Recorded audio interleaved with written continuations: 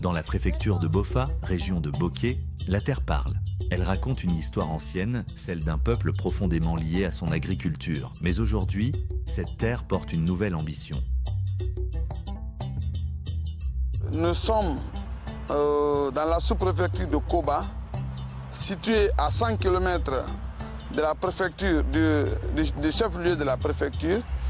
C'est une grande zone de production.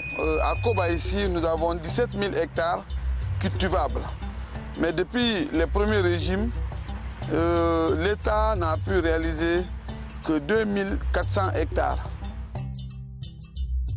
Si le lancement de la campagne agricole 2026-2027 se fait ici, ce n'est pas un hasard. Koba incarne à la fois le potentiel et les défis de l'agriculture guinéenne, des terres non fertiles, des producteurs engagés, mais aussi des contraintes bien réelles, accès aux intrants, mécanisation et surtout des problèmes d'aménagement qui fatiguent bien fortement les producteurs au quotidien. Les travaux agricoles, c'est-à-dire l'aménagement. Vous savez, Koba, c'est le bas Koba, ça. Le haut Koba, quand vous arrivez à Koba, par exemple, là où ma coopérative est installée, c'est plus meilleur par rapport à ces coins-là. Là-bas, il y a un peu, quand même, on peut maîtriser un peu.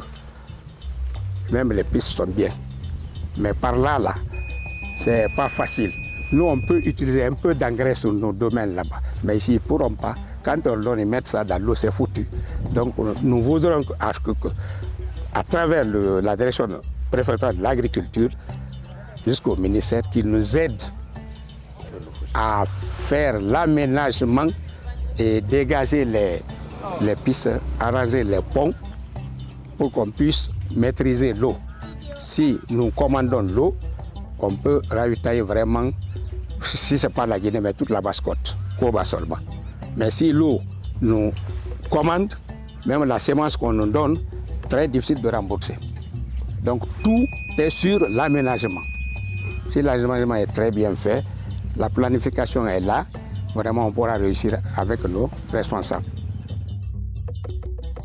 Choisir Koba, c'est choisir le terrain, le réel et l'avenir. Cette ambition s'inscrit dans une vision nationale, celle du programme Simandou 2040. Une vision portée par le président de la République, Mamadi Doumbouya. Une vision claire, bâtir une Guinée forte, souveraine et durable. Et dans cette vision, l'agriculture n'est pas un secteur parmi d'autres. Elle est le premier pilier. Mais vous comprenez que depuis la première République jusqu'à maintenant, là, donc les aménagements ne tiennent plus.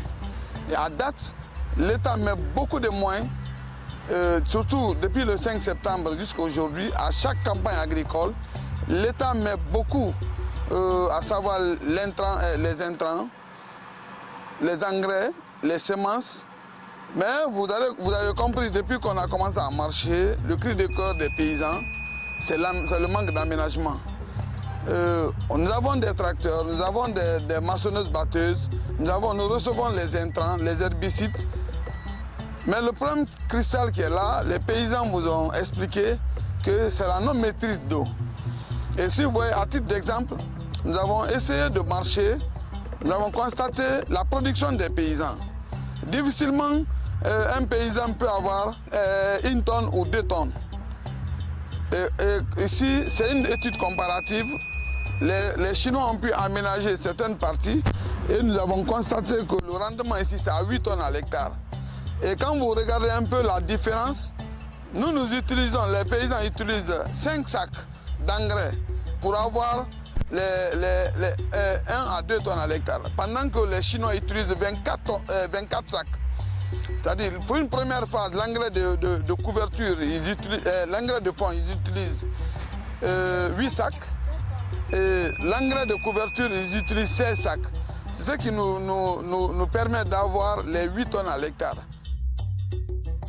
Sous le leadership du chef du gouvernement, Amadou Ouriba, et la direction stratégique de la ministre de l'Agriculture, Aminata Kaba, cette vision prend vie sur le terrain. À travers la mise à disposition des intrants, le renforcement des capacités et l'accompagnement des producteurs.